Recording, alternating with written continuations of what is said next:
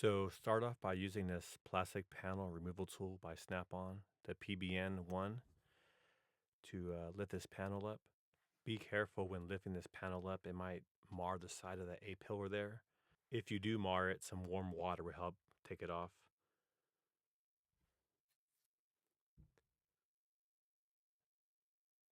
So it's an 8 millimeter socket to remove the tweeter there. I believe it's 3 bolts. The left side of the dash is a little bit different though. It takes a little more unclipping to get the tweeter out. I'll show you right now. So above the gauges, that panel right there, if you just pull outwards and up, it just pops right off.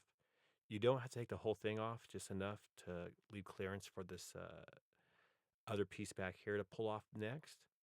And then from there, you'll be able to take the tweeter housing off that panel. It has a little lip right there. That's why you can't remove it straight up.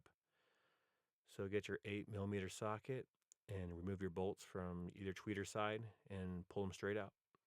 I also have a video on all the wiring codes for the speakers and the polarity. So make sure to check those out in the link coming up.